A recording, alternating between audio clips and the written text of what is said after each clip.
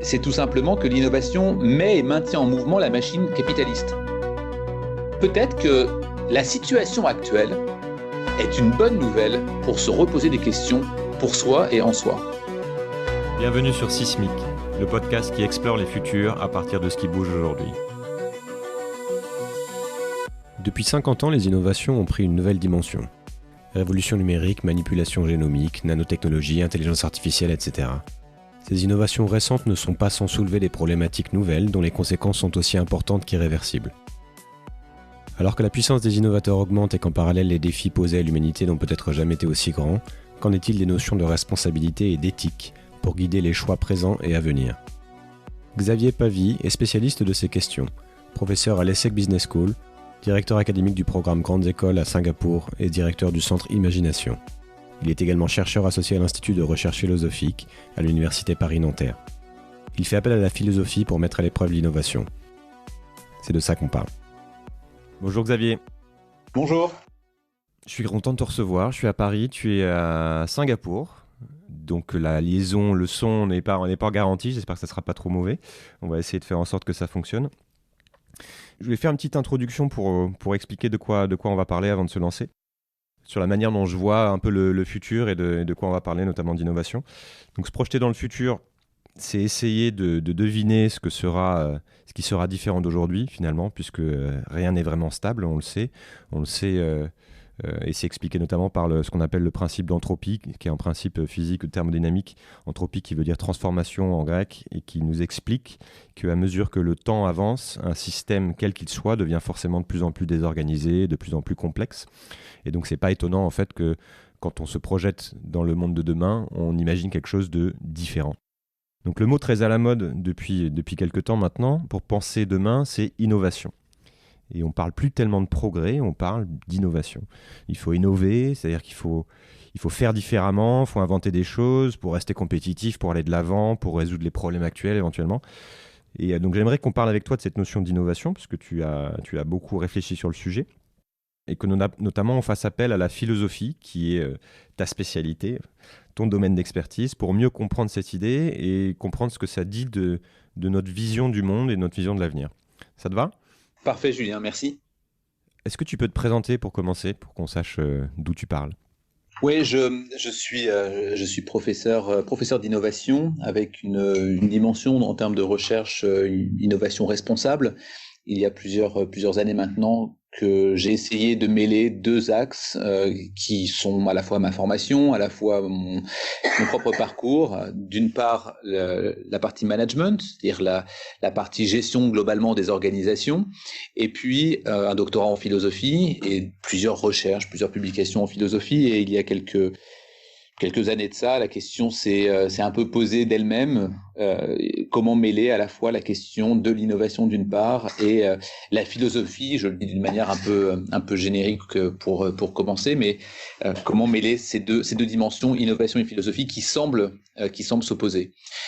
Et à Singapour, plus particulièrement, j'ai la responsabilité de ce qu'on appelle le programme Grande École, le Master in Management, et je travaille avec évidemment plus d'une centaine d'étudiants qui sont présents ici pendant toute l'année scolaire. Et en plus de ça, j'ai fondé il y a 8 ans maintenant le centre Imagination à l'ESSEC toujours. Et l'objectif de ce centre Imagination, c'est d'essayer de penser le futur, justement.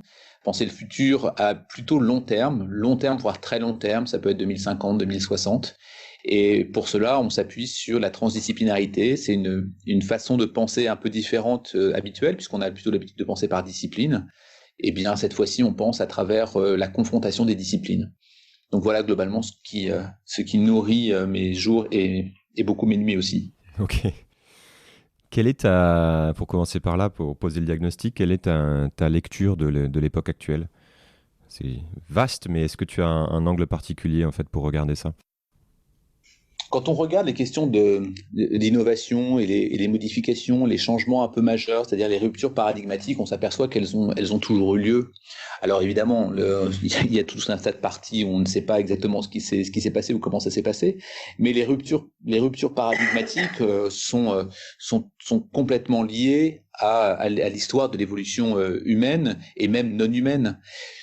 le fait qu'il y ait une époque actuelle qui semble être un bouleversement n'est pas tout à fait exact. Il y a toujours eu des bouleversements.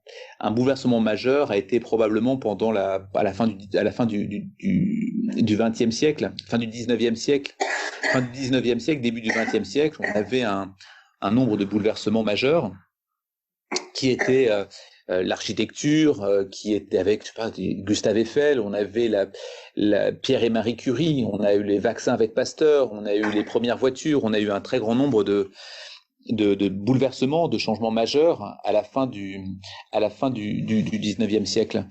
Et donc ces bouleversements-là, aujourd'hui, ils ont une autre forme, ils s'appellent Internet, ils ont une autre fonction, ils peuvent s'appeler imprimante 3D, ils ont d'autres paradigmes, mais ils ne sont finalement qu'une continuité du temps et de l'évolution de l'espèce humaine, et comment l'espèce humaine cherche toujours à avancer, à progresser aussi. Donc il n'y a rien de particulièrement nouveau, selon moi, qui arrive aujourd'hui. La seule conséquence, par contre, et celle-ci elle est nouvelle, c'est qu'on s'aperçoit des effets. Et s'apercevoir des effets de nos grandes ruptures paradigmatiques, ça, nous ne le savions pas avant. Les révolutions qui ont pu avoir lieu, le rôle avec la nature, le rôle avec l'environnement, le rôle avec les écosystèmes, ça, nous ne l'avions pas anticipé auparavant. Ça ne veut pas dire qu'il n'y avait pas de conséquences. Il y a toujours eu des conséquences sur la nature. Il y a toujours eu des conséquences majeures sur la nature. Nous n'avons cessé d'essayer de bouleverser nos écosystèmes. Descartes d'ailleurs le disait de manière très claire, il faut se rendre comme maître et possesseur de la nature. Donc il y a eu des injonctions dans la religion dans la Bible, dans la religion chrétienne. Il y a eu des injonctions philosophiques avec Descartes. Il y a des injonctions dans la science-fiction également. Il y a toujours eu des injonctions de prendre contrôle de la nature. Et aujourd'hui, on a plutôt tendance à pouvoir plus ou moins le faire, et on s'aperçoit que les conséquences sont assez désastreuses parce qu'on ne peut pas tout maîtriser. Donc les bouleversements en tant que tels, je ne crois pas qu'ils soient nouveaux. Il y a toujours eu des bouleversements depuis l'histoire de l'humanité, et encore une fois avant l'humanité et en dehors de l'humanité. Simplement, il y a des conséquences, ce dont on s'aperçoit aujourd'hui. Et c'est ça le bouleversement. Est-ce qu'il n'y a pas, malgré tout, donc chaque époque a eu des changements, et le XXe siècle est un bon exemple, hein. Mais est-ce qu'il n'y a pas malgré tout aujourd'hui une nature de ces bouleversements qui est un peu différente parce qu'elle serait plus globale, parce qu'elle serait plus rapide? De ce que tu expliques, c'est cette espèce d'angoisse et cette espèce d'impression d'accélération viendrait du fait qu'on l'observe mieux. Mais est-ce que la nature en elle-même, cette réalité n'est pas différente quand même? Oui, la mondialisation a clairement eu un impact. Parce que aujourd'hui, c'est une décision de l'organisation de dire je lance un iPhone 10 le même jour à Pékin, à Paris et à New York. Alors qu'auparavant, nous avions des temps que l'on peut appeler des temps de digestion de l'innovation. Et les grandes phases économiques, qui sont celles qu'avait noté déjà l'économiste Kondratiev, montrent bien qu'effectivement, on a des phases de digestion qui sont lentes, ce qui n'est plus le cas aujourd'hui. On n'a pas une espèce d'exponentielle justement avec la convergence aussi de toutes ces technologies, c'est-à-dire qu'il y a au-delà de la perception, une réalité de l'accélération de l'innovation? Si, absolument. Justement, il y a clairement aujourd'hui une accélération, non pas de l'innovation, mais de sa diffusion. C'est-à-dire que la diffusion de l'innovation est extrêmement rapide. Et il y a des conséquences là-dessus. Quand une innovation est extrêmement rapide, elle va avoir un impact sur le reste de la planète ou dans un pays qui lui semble très loin de manière physique, avec une provocation derrière d'un nouveau concurrent qui va répondre d'une manière ou d'une autre à l'innovation qui vient d'être sortie à l'autre endroit de la planète. Ce qui signifie en fait que ce n'est pas tant l'innovation à proprement parler qui a créé ça, mais c'est la mondialisation et la mondialisation des échanges. Pour être encore plus clair, l'innovation, ce que dit Joseph Schumpeter, qui en 1911 définit ce qu'est l'innovation, c'est tout simplement que l'innovation met et maintient en mouvement la machine capitaliste. C'est-à-dire que la machine capitaliste en mouvement, son moteur principal, c'est l'innovation. Puisque nous sommes dans un monde capitaliste, globalement, à part un ou deux endroits dans le monde, eh bien, elle est alimentée, cette machine, qui est la même machine pour tous, c'est-à-dire que l'on soit brésilien, américain, européen ou chinois, nous sommes dans cette même logique capitaliste, et nous sommes donc muets avec un même moteur qui est celui de l'innovation. Et les échanges commerciaux, qui sont maintenant beaucoup plus simples, beaucoup plus faciles, beaucoup plus générés de manière globale, eh bien, entraînent la nécessité d'avoir encore plus d'innovation. Et il y a une course contre la montre permanente. Cette course permanente, contre la montre permanente, n'avait effectivement pas lieu préalablement, parce qu'il y avait ces temps de digestion et il y avait une moins importante mondialisation. Peut-être on peut passer un petit peu de temps à définir les différents types d'innovation. Qu'est-ce que ce terme en fait englobe comme concept, puisque ça peut être c'est assez large finalement. C'est un point qui est très important parce qu'on parle souvent d'innovation sans bien comprendre sa définition. Et Schumpeter le dit de manière claire, il dit que l'innovation, c'est l'exploitation industrielle des inventions et leur dissémination, d'où leur importance économique. Et il définit ça en 1911. Ce qui est intéressant de voir, c'est que malgré les années où cette phrase a été travaillée par un certain nombre de chercheurs, et un certain nombre d'économistes et un certain nombre d'innovateurs, elle est toujours d'actualité. Elle est toujours d'actualité, c'est-à-dire qu'on définit bien ce qu'est l'innovation à travers ça. Et il y a ensuite 5 différentes catégories qui sont globalement la commercialisation, le processus, les matériaux, qui est l'organisation et qui sont évidemment le plus connu, qui sont les produits. Aujourd'hui, lorsqu'on définit l'innovation, on la définit toujours avec Schumpeter, la phrase que j'ai dit tout à l'heure, l'exploitation industrielle des inventions et leur dissémination, d'où leur importance économique, mais 4 catégories sont retenues. Les 4 catégories sont produits, process, commercialisation et organisation. Ça, ce sont les 4 catégories admises. Et puis, il y a pour ces 4 catégories 3 degrés d'innovation. Les 3 degrés sont l'incrémental, je vais améliorer un peu ce qui existe déjà. Un degré qui va être plutôt radical ou disruptif, c'est la même chose. Et là, c'est souvent avec un apport technologique. Un écran tactile, par exemple, eh bien, c'est une innovation technologique plutôt disruptive. Et puis, il y a une 3e catégorie qu'on appelle la catégorie paradigmatique. Et la 3e catégorie paradigmatique, elle est plutôt les grandes découvertes scientifiques. Les grandes découvertes scientifiques, ça peut être la pénicilline, ça peut être la machine à vapeur, ça peut être Internet, par exemple. Donc, on a 4 catégories, on a 3 degrés, on a globalement 12 formes d'innovation possibles. Cette innovation, ce type d'innovation paradigmatique, comment ça s'inscrit dans notre époque, puisqu'on voit justement qu'il y a énormément de domaines qui sont chamboulés complètement. On a une accélération aussi de ce type d'innovation fondamentale qui font que ce temps s'accélère, comme on en a parlé, ou alors c'est une somme de plus petites innovations qu'il faut regarder. Je ne sais pas si tu as quelques exemples en tête. L'innovation paradigmatique, elle est extrêmement rare. Ça ne veut pas dire qu'il n'y a pas un nombre considérable d'innovations paradigmatiques, de tentatives d'innovation paradigmatique. Mais dans les faits, elle est extrêmement rare. Internet. Paradigmatique, c'est-à-dire que ça change complètement un système et que ça influe en fait sur toutes les sphères. Complètement. Un mode de vie va être changé. Le mode de vie, c'est la façon avec laquelle on communique. Internet a changé ça. Pour donner un exemple, on parle beaucoup parfois de bouleversement dans le e-commerce. Le e-commerce n'est pas un bouleversement en tant que tel, c'est Internet qui est le bouleversement. Le e-commerce est une conséquence de cela. Aujourd'hui, quand Elon Musk envoie des fusées qui atterrissent ensuite, d'accord, on est dans une possible innovation paradigmatique. C'est-à-dire qu'en fait, on n'en sait rien aujourd'hui ce que ça va véritablement donner. On sait très bien qu'il arrive à le faire, on voit bien l'intérêt, évidemment, de réutiliser les fusées. Néanmoins, concrètement, qu'est-ce que l'on va en faire ? On ne sait pas bien. C'est pas forcément évident d'en trouver ensuite une application très claire, une application concrète. Est-ce que oui ou non, on va aller sur une autre planète ? Est-ce qu'on va pouvoir partir et revenir de manière commerciale pour tout le monde et pas simplement pour quelques astronautes ? On n'en sait rien. Donc, l'innovation paradigmatique ici, elle n'est pas évidente. La voiture électrique n'est pas une innovation paradigmatique. Elle est une innovation disruptive parce qu'une nouvelle technologie liée à l'électricité fait qu'elle remplace le moteur classique avec du diesel ou de l'essence, le moteur thermique. Donc on est sur de l'innovation disruptive, on est sur l'innovation radicale, on n'est pas sur l'innovation qui va changer un mode de vie. On va toujours utiliser notre voiture pour aller d'un point A à un point B, simplement on va utiliser un autre modèle énergétique pour pouvoir y arriver.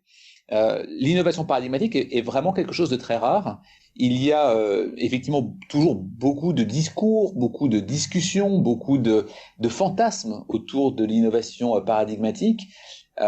Aujourd'hui, ça ne l'est pas. Les deux bébés qui sont nés il y a quelques jours, quelques semaines maintenant, en fait, plutôt quelques mois, parce que il l'a annoncé un peu plus tard, mais du chinois avec une modification de l'ADN, nous sommes dans l'innovation encore disruptive. Nous sommes sur une amélioration du génome, une amélioration de l'ADN, une modification, mais nous n'avons pas créé un humain de toutes pièces. Ce n'est pas vrai. Le jour où on créera un humain de toutes pièces, ce sera une innovation paradigmatique. D'accord. Bon, après, j'imagine qu'il devait y avoir aussi des débats et que c'est a posteriori, comme tu dis, qu'on sait si ça a été complètement paradigmatique ou pas en fonction de l'impact que ça a eu. Donc c'est assez difficile de se projeter. Je voudrais revenir un peu sur la notion de progrès, dont j'ai parlé rapidement en introduction. Dans quelle mesure on parle plus vraiment de progrès en fait pendant longtemps, notamment au XXe siècle, on parlait beaucoup de progrès. Il y avait une forte croyance en le progrès, avec tout développement technologique était forcément signe de progrès. Il y avait comme un sens en fait de l'histoire. Qu'est devenue cette notion? Est-ce que c'est simplement l'idée d'innovation qui est devenue un peu le buzzword qui la remplace? Ou est-ce que alors c'est deux notions vraiment différentes? Il y a un peu de différence, c'est lié à des compréhensions également politiques derrière. La notion de progrès est une notion désintéressée. La notion d'innovation est une notion intéressée. Elle est intéressée par des organisations, souvent privées. La notion de progrès était dénuée de ça. C'est-à-dire qu'il pouvait y avoir des scientifiques qui cherchaient ou qui travaillaient pour rien. Simplement pour presque le plaisir ou la passion ou la volonté de trouver et de réussir à voler avec une voiture, avec un objet volant, l'objectif de résoudre des problèmes qui sont ceux du vaccin contre la rage, les problématiques qui sont totalement désintéressées d'un enjeu financier profitable. Et ça, c'est le progrès. Le progrès, en effet, on l'appelait comme ça parce que on voyait bien qu'il y avait un problème et ce problème dans l'humanité, on cherchait à le résoudre d'une manière ou d'une autre.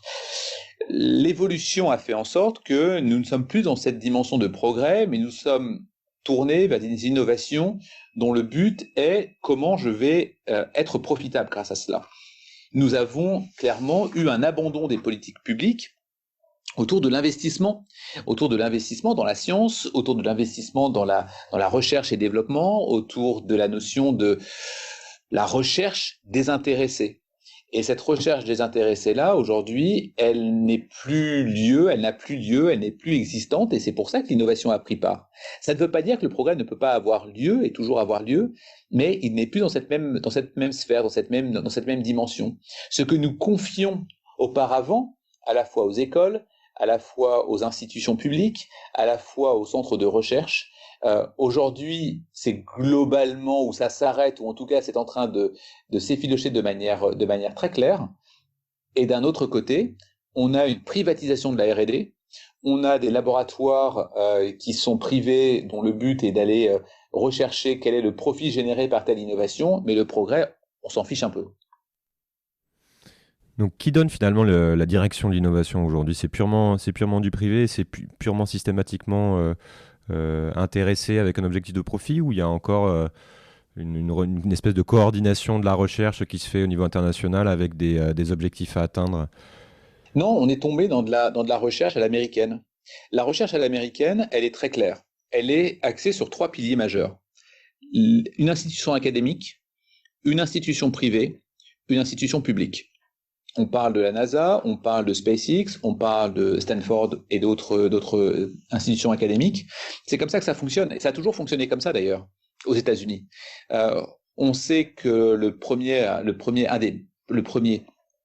évidemment c'est Elon Musk, mais de SpaceX, c'est la NASA. La NASA finance l'évolution et le développement de SpaceX. Une organisation privée est faite sur des fonds publics.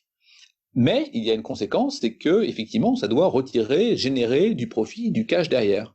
Et souvent, les institutions académiques sont liées à cela. C'est le cas pour le MIT, c'est le cas pour Stanford.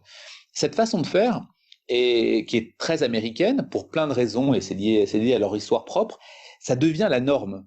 Ça devient la norme, ce qui n'était pas le cas, par exemple, en France, ce qui est toujours le cas d'ailleurs, hein, le CNRS peut être totalement détaché de résultats privés, de fonds privés, de résultats profitables. C'est encore une possible existence en France, ça n'est pas le cas en Chine, ça n'est pas le cas en Asie, ça n'est pas le cas dans le reste du monde, dans lequel on veut chercher pourquoi est-ce que l'on va développer telle chose, mais on veut un retour derrière. Et le fait d'avoir un retour derrière, c'est un retour financier. Et les États ne sont pas capables de financer, comme c'était le cas il y a peut-être des dizaines, peut-être cinquantaines d'années, avec des empires britanniques, et avec des empires britanniques riches, dans lesquels on pouvait avoir un certain nombre de... Je pense évidemment à la Lunar Society en disant ça, dans lequel on avait des chercheurs, des scientifiques qui étaient financés par l'État d'une manière ou d'une autre, ou qui n'étaient pas financés du tout, mais en tout cas ne recherchaient pas les fonds privés. Darwin n'a pas été sponsorisé. Donc on a une recherche qui est... L'orientation de la recherche est décidée par des intérêts privés, avec un but derrière de maximiser le profit. Donc ça explique aussi que ce manque d'innovation en fait dirigé vers au service de masse ou au service des 10% les moins aisés, etc. C'est ça qui explique le fait qu'on ne se coordonne pas aujourd'hui massivement pour adresser les grands problèmes du monde et qui sont pourtant d'une facilité à résoudre. La question, que ce soit la question de l'hygiène, par exemple, en Afrique, on voit bien les exemples avec la fondation Bill Gates, que ce soit les questions de la famine également dans plusieurs endroits du monde, l'hygiène, la famine, l'éducation, par exemple. Ce sont des problématiques extrêmement simples à régler. C'est beaucoup moins compliqué de les résoudre que de résoudre une fusée qui part dans l'espace et qui va atterrir derrière. Simplement, c'est quoi le retour quand je le fais? Quel est le retour financier que je vais avoir lorsque je vais accroître l'éducation au Myanmar, par exemple? Eh bien, le retour est très discutable. C'est là que c'était différent quand les États avaient la main, parce qu'il y avait un intérêt à s'occuper de ces populations, en fait. Absolument. Avec évidemment tout un tas de limites possibles, des limites autoritaristes, etc. Il n'empêche que aujourd'hui, ça n'est pas le cas. Qui sont ces innovateurs, du coup? Qu'est-ce qui les caractérise, ceux qui font ces choix de direction d'innovation? Est-ce qu'ils ont quelque chose en commun? Est-ce qu'ils ont des traits de caractère commun ou dans la manière de prendre leurs décisions? Oui, les innovateurs ont souvent des problèmes à résoudre avec eux-mêmes. C'est un peu d'ailleurs ce qui les caractérise souvent avec les philosophes. C'est que les innovateurs veulent résoudre et pensent être celui qui va résoudre le problème. Alors ça peut être des choses totalement simples, si je puis dire, des choses beaucoup plus compliquées. Une chose particulièrement simple, c'est je n'arrive pas à trouver de taxi dans la rue et je vais essayer d'inventer un Uber par exemple qui va permettre ça. Il n'y a pas assez de logements. Alors c'était pour une convention de Barack Obama, je crois que c'est pas San Diego mais une autre ville américaine dans laquelle ils vont ma chambre. Exactement, ils vont louer la chambre. Donc il y a un problème. Moi je pense que je vais le régler. Et je me sens au-dessus de tout. Je me sens au-dessus de ceux qui n'ont pas eu l'idée. Je me sens au-dessus des lois. Je me sens au-dessus des acteurs qui sont déjà existants. C'est-à-dire que rien n'existe. Ils ne sont pas contre les choses, les innovateurs, mais ils sont en train de construire en dehors des choses existantes. Et les personnes qui ne sont pas justement dans cette caractéristique d'innovation ne comprennent pas ça et souvent ils leur opposent de la résistance. Et la résistance, pour eux, ils ne la comprennent pas parce qu'ils ne sont pas à l'encontre des règles, mais ils sont hors les règles. Ce qui veut dire que souvent, les innovations, quand elles émergent, eh bien, elles sont face à des vides juridiques. Est-ce qu'il faut faire payer la taxe de séjour à Airbnb, par exemple? Alors, ça n'existait pas, donc on n'en sait rien. Parce que justement, c'est pas dans les règles, c'est en dehors des règles. Et évidemment, ça trouble. Évidemment, c'est gênant. Évidemment, on a de la résistance qui va se mettre. Et l'innovateur va effectivement être, non pas à l'encontre de ça, mais plutôt dans la construction d'un nouveau monde. Et lui va être au-dessus. Il est mué par une sorte de force vitale, pour le dire avec des accents bergsoniens, mais une force vitale qui va lui faire des choses que personne d'autre n'avait pensé, en dehors des choses. Et ces personnes-là peuvent s'appeler aussi bien évidemment Elon Musk qu'on l'a cité, ils peuvent s'appeler Steve Jobs, mais en France, nous avons des Xavier Niel qui débarquent avec des forfaits de 2 euros à l'époque, avec des triple play. On a des Gérard Mulliez qui ont fondé des empires de la distribution avec le groupe Auchan. On avait à l'époque Louis Renault, André Citroën, etc., etc. On a des personnalités qui sont véritablement hors normes. Ils sont en dehors des normes.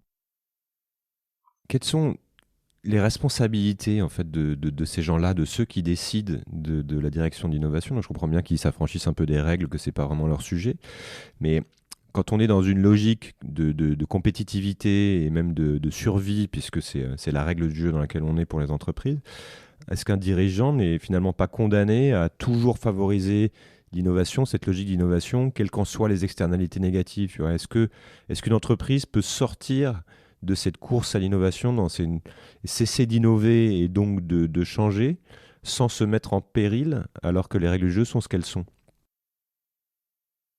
Se mettre en péril, eux, et mettre en péril la société. C'est-à-dire qu'ils mettent en péril le Non, mais reste. c'est-à-dire que tu vois, l'opposition en fait entre les deux termes, c'est que tu as une entreprise qui est presque condamnée à innover parce que les règles du jeu sont ce qu'elles sont, tu vois, et en même temps, cette innovation à tout prix pose problème. Mais comment tu sors de ça, en fait, quand tu es dirigeant, quand tu es une entreprise? Est-ce que tu peux refuser ces règles du jeu, quand bien même tu as conscience des externalités négatives?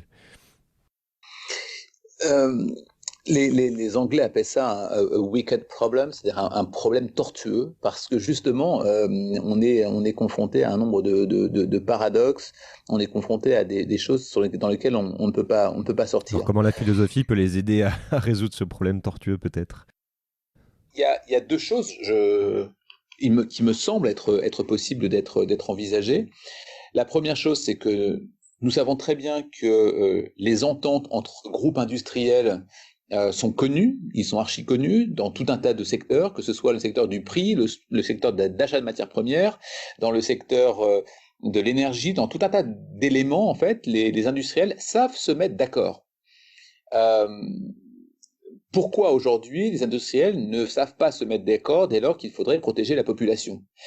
Pourquoi finalement un Apple, Samsung, Xiaomi, Huawei par exemple, savent très bien qu'à chaque fois qu'on achète un smartphone, on utilise des terres rares et que l'extraction est extrêmement polluante? Pourquoi à 5 ou 6, ils ne se disent pas, bah voilà, on va faire autrement et on arrête de polluer la planète de cette manière-là? Eh bien, mon hypothèse, et l'hypothèse pour les innovateurs, elle est justement que l'innovateur d'aujourd'hui s'est retrouvé piégé par l'innovation elle-même, avec cette injonction paradoxale qui est « si je n'innove pas, je meurs, donc je suis obligé d'innover, quand bien même je vais faire quelque chose qui peut nuire aux autres ». Et ça me semble être un manque, je vais le dire un peu rapidement, mais un manque d'éducation ou un manque de prise de conscience. Un manque de prise de conscience ou un manque d'éducation, c'est tout simplement lié à l'incapacité de prendre de la distance vis-à-vis des choses que l'on fait. Et même se poser la question pourquoi nous faisons ce que nous faisons. Et pourquoi nous faisons ce que nous faisons est la question qui en fait devrait toujours nous habiter. Si nous le faisons pour des fins profitables, c'est autre chose que de se dire je le fais parce que ça va protéger la population par exemple. Nous n'avons aucune possibilité de prendre de la distance vis-à-vis des choses que nous faisons parce que notre éducation ne le permet pas. Lorsque vous aviez que ce soit pendant l'Antiquité ou même beaucoup plus tard d'ailleurs, même au Moyen-Âge, etc., il y avait des innovateurs. Il y avait des innovateurs comme il y avait des personnes qui voulaient, de manière très claire, prendre possession de plus en plus de territoires. Ils voulaient asseoir leur hégémonie et devenir de plus en plus puissants. Et puis il y avait des personnes qui, effectivement, en dehors de ça, disaient mais pourquoi est-ce que tu veux de plus en plus de pouvoir? Pourquoi est-ce que tu veux absolument asseoir tes passions? Pourquoi est-ce que tu veux absolument contrôler des choses les unes et les autres choses? Cette dimension-là nous oppose finalement, dans l'Antiquité, à des personnes qui essayaient de résoudre ces 2 problématiques, comme Marc Aurèle par exemple, dans lequel il était à la fois un empereur et à la fois un philosophe. Et cette dimension-là nécessite un travail que les innovateurs ne font pas, puisqu'ils ne sont pas éduqués pour cela. Vous avez d'un côté un Platon qui peut être philosophe, vous avez un roi qui de l'autre côté veut posséder, les deux se rencontrent, ça ne fonctionne pas, il emmène d'ailleurs Platon qu'il vend dans un marché aux esclaves, où vous avez des tentatives de réconciliation avec Marc Aurèle qui dit mais si, il est possible d'être à la fois un empereur, à la fois diriger une très grosse organisation, à la fois prendre des décisions, et en même temps, en parallèle, pendant qu'on fait ça, créer aussi des chaires de philosophie, réfléchir à pourquoi est-ce qu'il faut agir de cette manière-là ou de cette autre manière-là, est-ce qu'il est vraiment bon de succomber à ses passions, etc., etc. Tout ça n'est qu'une question de prise de distance et de savoir pourquoi nous faisons les choses. Aujourd'hui, nous ne savons pas pourquoi nous faisons les choses et nous ne savons pas pourquoi est-ce que nous voulons avoir un écran tactile plus grand, plus petit, plus important, avec une meilleure batterie, quand bien même nous allons nuire à la planète. Les innovateurs sont ceux qui sont responsables du monde qu'ils sont en train de construire, puisque c'est eux qui le font, le monde. S'ils ne prennent pas conscience de cela, alors ils finiront par nuire à la société. L'époque est différente par rapport à une autre époque là-dessus, ou on a vraiment plus personne aujourd'hui en situation de pouvoir n'est capable d'avoir ce type de pensée. Comment t'expliques ça en fait? Qu'est-ce qui s'est passé? On n'a qu'une seule façon de penser désormais. La seule façon de penser, c'est une pensée capitaliste. Nous avons une croyance qui est la seule façon avec laquelle nous pouvons être heureux, c'est d'accroître l'économie. L'économie va générer de l'emploi, l'emploi va générer de la richesse va permettre aux personnes de dépenser, et le fait de dépenser va permettre aux personnes d'être heureux. Et cette dimension-là, qui est globalement une question qui se pose actuellement en France, hein, la question autour des gilets jaunes par exemple, la question de séparation entre ceux qui ont de l'argent, ceux qui ont du mal à finir leur mois, etc., est simplement un symptôme de ça. C'est-à-dire que ce n'est pas Emmanuel Macron, ce n'est pas un président qui va résoudre le problème. Et la malhonnêteté n'est pas les promesses qu'il fait, c'est que tout simplement il n'en est pas capable parce que le monde est un monde capitaliste.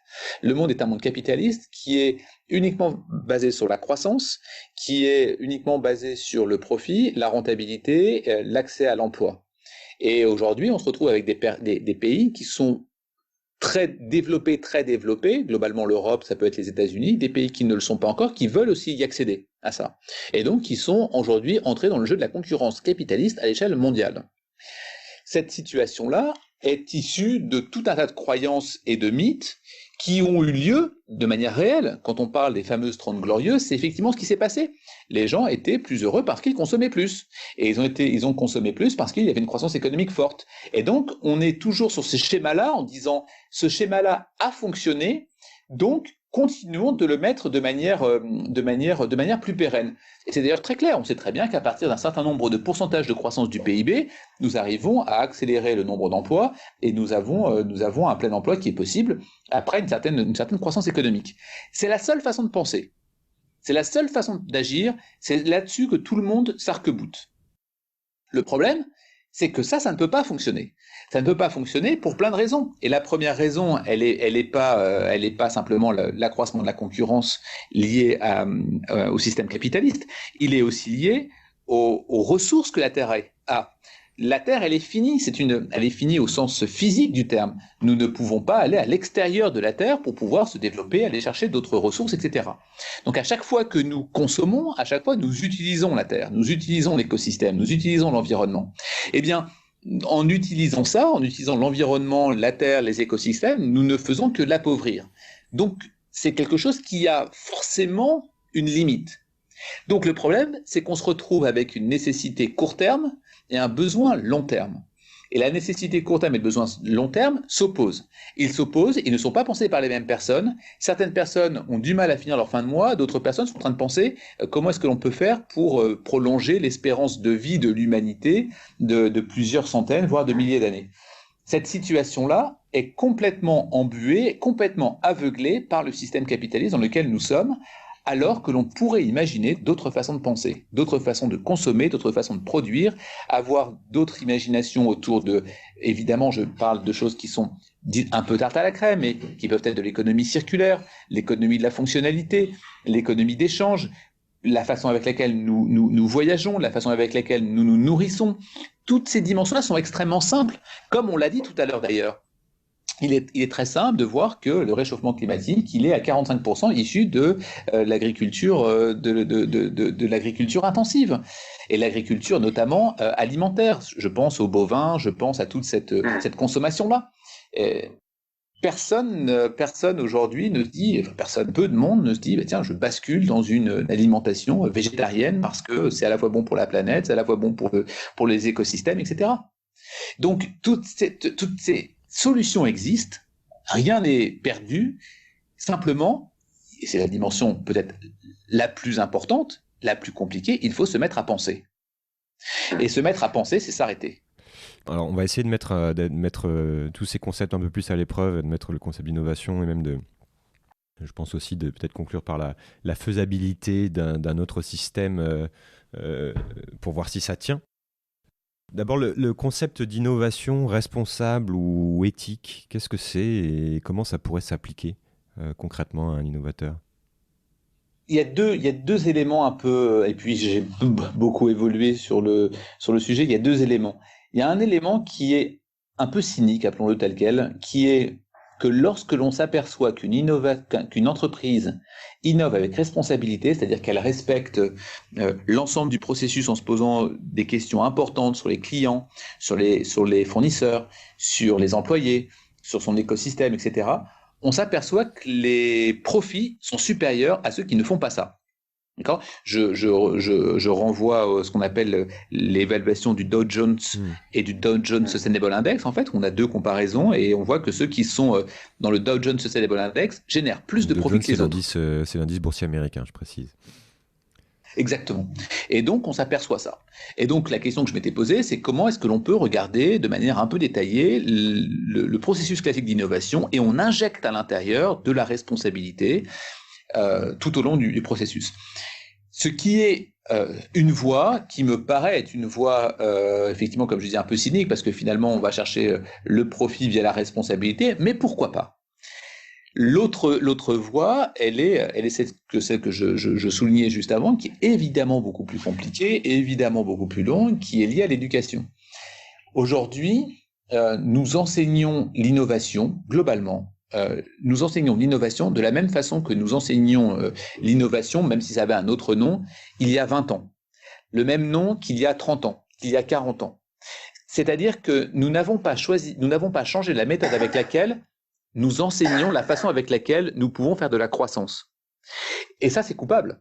C'est coupable parce que l'innovateur, il apprend, il voit, il génère, et puis ensuite, il met en œuvre. Et donc, la question, elle doit se poser bien en amont.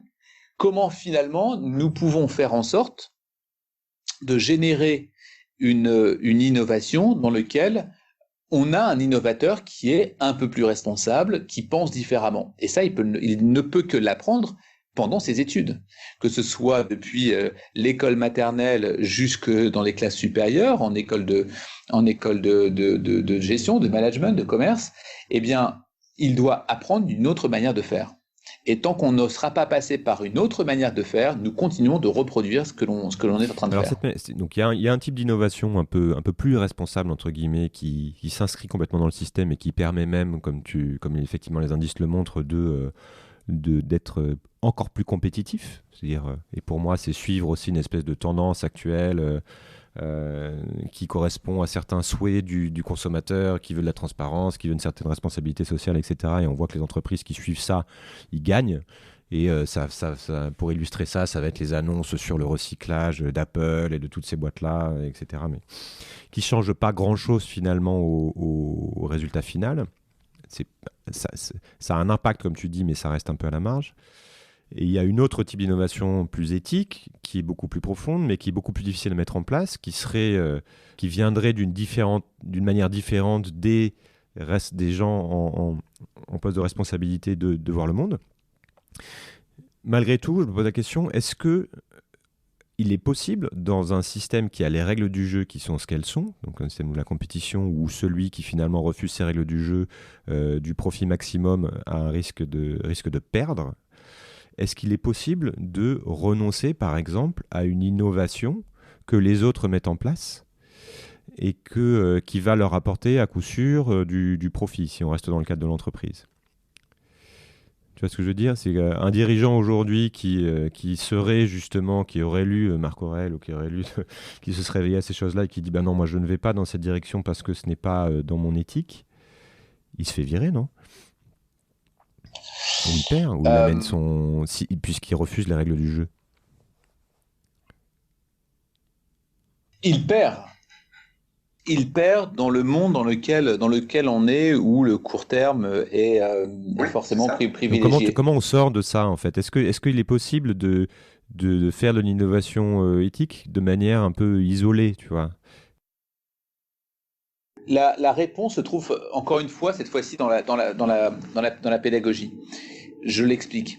Il est très simple de dire à quelqu'un le prix de cette botte de poireaux, par exemple, elle est plus chère parce que les personnes ont été correctement payées. Ou le litre de lait. Voilà, le mieux, c'est un bon exemple avec le fameux litre de lait d'un fermier, par exemple. Un litre de lait fermier doit valoir un certain prix parce que derrière, on a des personnes qui travaillent. Aujourd'hui, on a une responsabilité quand on est innovateur qui est à plusieurs endroits. L'innovateur n'est pas forcément celui qui va sortir le nouveau produit, ce que je disais tout à l'heure, ou le nouveau produit paradigmatique, un peu emblématique. L'innovateur, il peut s'appeler, ce qui est le cas, Édouard Leclerc dans les années 60 et 70. Et dans cette innovation de distribution que clairement il a mis en œuvre, dans l'innovation de commercialisation qu'il a mis en œuvre, il a clairement une responsabilité. La responsabilité, c'est comment est-ce que je paye mes fournisseurs? Si aujourd'hui on n'a pas un litre de lait qui correspond à faire vivre des fermiers, qui en est responsable? On a le responsable, c'est l'innovateur, et l'innovateur, il doit évidemment avoir une pédagogie très claire vis-à-vis d'un consommateur. Un consommateur doit comprendre qu'effectivement, s'il veut continuer à avoir un litre de lait, et s'il veut évidemment continuer à l'avoir, parce que sinon on aurait une disparition des fermiers, il y a besoin de le payer à un prix normal, à un prix raisonnable, à un prix qui nécessite. Donc il y a une notion de pédagogie importante.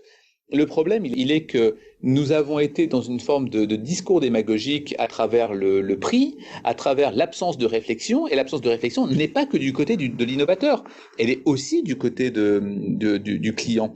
Et le client doit comprendre évidemment la façon avec laquelle les choses se font, la production, la façon avec laquelle chacun doit être rémunéré de manière correcte. C'est l'absence de transparence et l'absence de vouloir gagner des profits de la part des distributeurs qu'on est dans cette situation-là. Il y a un manque d'éducation de tous les côtés. Parce que finalement, d'après ce que tu dis, celui qui a le pouvoir de changer un peu ces règles du jeu, c'est le consommateur au final. C'est lui qui va orienter au bout du bout la réussite d'une innovation, enfin de l'innovation d'une entreprise, et donner raison à celui qui va innover de manière éthique ou non. C'est deux choses importantes, un peu différentes et importantes. Il y a d'une part, le consommateur est toujours celui qui va décider d'une manière ou d'une autre, consciente ou inconsciente, de ce qu'est une innovation ou ce qui n'est pas. En effet, parce que c'est lui qui va la rendre profitable, qui va l'acheter, qui va effectivement l'utiliser, etc. Donc c'est lui qui, in fine, va le mettre en œuvre, avec toute la capacité qu'il a de juger de ce qu'elle est. Mais toute la capacité de juger de ce qu'elle est n'est pas forcément exhaustive. Je m'explique. Lorsque on lance un produit comme l'amiante, par exemple, pour des revêtements de murs, le consommateur, le client, ne sait pas ce qu'il est en train d'utiliser, parce qu'il y a des éléments techniques qu'il ne maîtrise pas. Les nanotechnologies d'aujourd'hui, lorsque, une crème à bronzer, par exemple, dans laquelle il y a des nanoparticules à l'intérieur, le consommateur ne sait pas, n'est pas au courant, n'est pas capable, il n'est pas scientifique de savoir que les nanoparticules peuvent traverser la peau, traverser l'ensemble des cellules et rentrer complètement dans notre corps. Le consommateur ne le sait pas, ça. Et il peut donc générer une innovation quand bien même il puisse en être contre à cause des effets qu'il ne connaît pas. Autrement dit, la première responsabilité est toujours celle de l'innovateur, parce que lui, il sait. Il est obligé de le savoir pour mettre en œuvre les choses. Mais ça doit être aussi dans une certaine pédagogie. Pour reprendre l'exemple que je viens de noter sur les nanotechnologies, il y a eu en France un certain nombre de débats publics dans lequel on s'est posé la question des nanotechnologies. Et il y avait une sorte de tour de France régionale des débats autour des nanotechnologies. Faut-il les avoir? C'est quoi les avantages? C'est quoi les inconvénients? Etc., etc. Ça a vraiment eu lieu. Le problème, il est lequel? C'est qu'en portant ces débats sur la place publique des nanotechnologies, il y a eu globalement une école qui dirigeait ça, c'est-à-dire pas une école, mais en tout cas une école de pensée, qui effectivement prônait les nanotechnologies en disant il faut avoir ce débat-là. Se sont engouffrés des lobbyistes, se sont engouffrés un certain nombre d'acteurs des nanotechnologies en disant c'est extrêmement bien et il faut le mettre de cette manière-là et effectivement on va nous vous dire à quel point c'est bien. Et d'un autre côté, il y a eu une absence des consommateurs, il y a eu une absence des clients, il y a eu une absence des prospects. Qui d'entre nous sont allés débattre des nanotechnologies, sont allés essayer de comprendre ce qu'étaient les nanotechnologies, alors même que ça pouvait avoir lieu dans une mairie, ça pouvait avoir lieu dans une salle des fêtes locale, proche de chez nous. Ça me concerne pas, ça me paraît loin. Je sais pas si je fais confiance, mais en tout cas, je m'aveugle. Parce qu'on est en train de regarder Netflix. Parce qu'on est en train de regarder Netflix. C'est absolument ça. La question est l'effort généré pour la société qu'on est en train de mettre en place. Et l'effort qu'on est en train de générer pour la société en train de mettre en place, globalement, je la vois à l'aube de la prochaine heure devant moi. Et donc, je vais regarder Netflix. Oui, mais c'est là qu'on a une difficulté. C'est-à-dire que tout ce système qui nous pousse à regarder ailleurs, il est fait par ces innovateurs, finalement, tu vois. C'est une espèce d'une autre dimension du problème à régler. De fait, ça retombe sur l'innovateur, en effet. Et c'est pour ça que mon axe principal dans mes recherches a toujours été sur l'innovateur en tant que tel. Vous avez parlé un peu d'écologie, tu en as rapidement parlé. Est-ce qu'il faut accélérer l'innovation technologique, comme certains disent, pour résoudre le défi écologique, ou au contraire, repenser l'innovation, voire se défaire complètement de cette idée?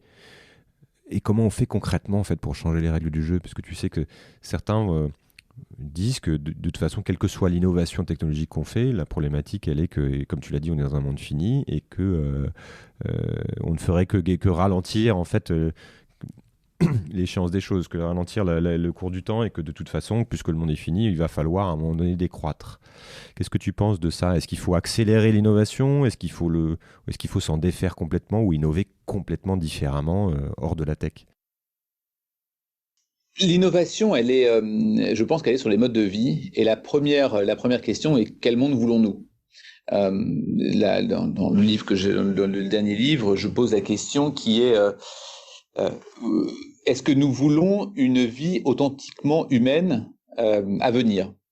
Et la réponse peut être non. C'est-à-dire que nous pouvons choisir de mettre une fin à l'humanité et de dire finalement on a quelques centaines d'années à vivre, autant qu'on les vive très bien, on se fout de la planète, on se fout le fait qu'on est en train de tout épuiser, on vit pas mal, et puis après nous le déluge, c'est comme ça, c'est l'histoire, voilà, c'est pas la première fois que ça arrive dans l'histoire qu'une espèce disparaisse, et bien voilà. Si nous ne voulons pas ça, nous pouvons effectivement ralentir pour avoir peut-être alors évidemment, quand on dit d'ailleurs c'est une fin qui est jamais rose, hein. C'est pas une fin, on vit tous très très bien et tout va bien. C'est évidemment des réfugiés climatiques, c'est évidemment des problématiques complexes de survie, d'alimentation, etc., d'hydratation également. Donc si on ne veut pas en passer par cette phase de destruction et presque d'autodestruction, alors on peut avoir un autre comportement. Et avoir un autre comportement me semble intéressant de manière un peu paradoxale. Certes, il y a l'écologie que l'on peut vouloir soutenir et que l'on peut vouloir prolonger pour qu'on puisse à la fois préserver des natures, des animaux, une façon à laquelle nous pouvons continuer à développer l'espèce humaine et son écosystème.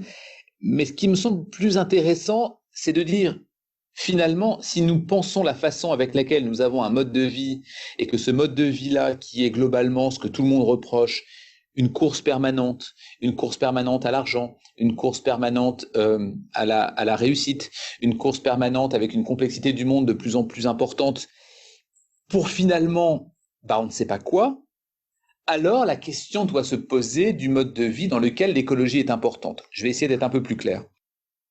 Lorsque l'on se dit il faut protéger la planète La question, c'est il faut protéger la planète comme une fin en soi, ou protéger la planète est un moyen de faire quelque chose. Protéger la planète est beaucoup trop abstrait. Protéger la planète, on ne sait pas tellement bien ce que ça veut dire. Moi, je peux pas ou je ne sais pas comment protéger la planète. Par contre, lorsque je dis que je préfère avoir un régime végétarien, je suis en train de me poser la question, comment je mange différemment? Comment j'ai ma relation vis-à-vis des animaux? Comment j'ai une relation vis-à-vis du mal? C'est-à-dire faire du mal aux autres, à un être vivant. Comment j'ai finalement une autre façon de penser, de ne pas nuire à la planète? C'est-à-dire que lorsque l'on ne pense pas simplement à la planète, mais on pense à son propre rôle, à son rôle dans la société, à son rôle avec lequel nous évoluons, eh bien, on se redessine soi-même. Et on se redessine soi-même, ce que Michel Foucault, pour utiliser une expression qu'il utilisait dans d'autres contextes, mais on développe une forme d'esthétique de l'existence. Et cette forme d'esthétique de l'existence, elle est finalement extrêmement intéressante et peut-être que les questions écologiques que nous avons, les problématiques que nous avons, nous permettent de dessiner une esthétique de l'existence qui peut être un peu plus singulière, un peu plus nouvelle que celle qui nous a été donnée par les Trente Glorieuses. Parce que la façon avec laquelle nous sommes, nous pensons, nous agissons, les uns non plus avec les autres mais contre les autres, le fait qu'il y ait maintenant même d'une part, effectivement, un capitalisme mondial, mais aussi un resserrement des pays, des fermetures de frontières, des enjeux où on a plutôt un rejet de l'autre plutôt qu'un accueil de l'autre, eh bien peut-être que la situation actuelle est une bonne nouvelle pour se reposer des questions pour soi et en soi. Ça me fait penser à une autre notion de philosophie qui m'interroge aussi, qui est la notion de puissance, qui donc est très présente chez certains philosophes, notamment Spinoza ou Nietzsche, qui parlent de volonté de puissance comme étant même l'essence le plus intime de l'être. Est-ce que ce désir de puissance peut expliquer notre difficulté collective à ralentir, à renoncer à certains progrès techniques ou à cette quête du bonheur aussi dont tu parlais, où certains progrès techniques sont potentiellement destructeurs, certaines innovations destructrices, et qui nous empêchent aussi de penser une forme de décroissance. Est-ce que ça peut être une clé de lecture de l'histoire et de l'avenir? La notion de volonté de puissance émerge de manière intéressante avec un parallèle qui est celle de la destruction créatrice que Schumpeter va utiliser, d'autres économistes, Emerson Bard va l'utiliser également. La destruction créatrice, elle est intéressante parce qu'elle est toujours ensemble. C'est-à-dire que d'une part, on a Uber qui arrive et puis il y a les taxis qui sont en train d'être détruits. C'est valable pour l'hôtellerie, c'est valable pour n'importe quelle condition, et ces conditions-là sont également valables dans notre propre vie. Dans notre propre vie privée, la création et la destruction est toujours quelque chose d'intimement lié. C'est le cas d'un divorce, par exemple, dans lequel il y a une destruction, mais à côté de ça, il y a aussi une création qui va se mettre en œuvre. Elle n'est pas forcément au même moment, c'est-à-dire qu'il peut y avoir une création qui va être extrêmement lente, qu'on ne va pas forcément percevoir, mais il y a forcément une création à l'occasion d'une destruction.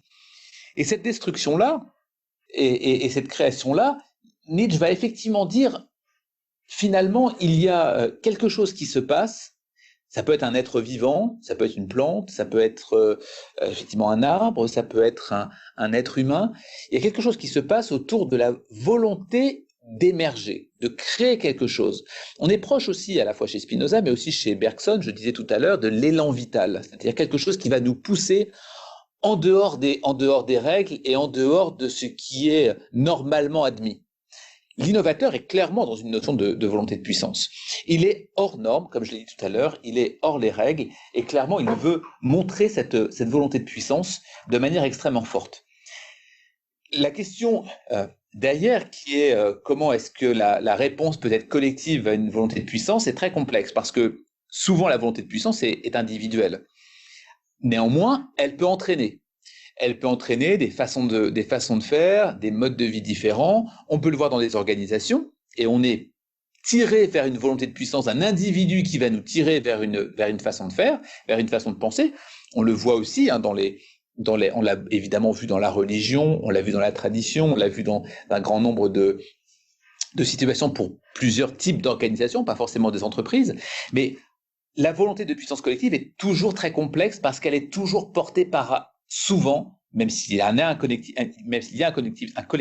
derrière, il est quand même porté par un individu qui va montrer une certaine voix. Et quand on a une absence de voix, VOIX, quand on a une absence de voix, eh bien, la voix VOIE est forcément compliquée à trouver. On a besoin d'une voix qui va nous montrer la façon avec laquelle on avance. Aujourd'hui, d'un point de vue mondial, il n'y a pas ces voix. Il n'y a pas ces voix individuelles et il n'y a pas non plus ces voix collectives. Parce que les voix sont extrêmement tournées vers le court terme. Et aujourd'hui, un président chinois, un président américain, pour prendre ces deux extrêmes et deux énormes puissances, eh bien, ne voient pas une volonté collective en dehors de leur propre pays, puisqu'ils regardent aussi le très très court terme. Donc cette volonté de puissance, ils ne se l'appliquent pas avec l'angle de l'être humain, mais ils se l'appliquent avec l'angle de leur nationalité. Comment tu vois l'avenir, toi ? On va finir là-dessus.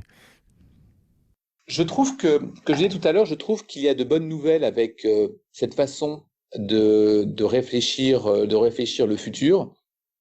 Et globalement, on s'accorde assez facilement à dire que les questions techniques doivent être dépassées.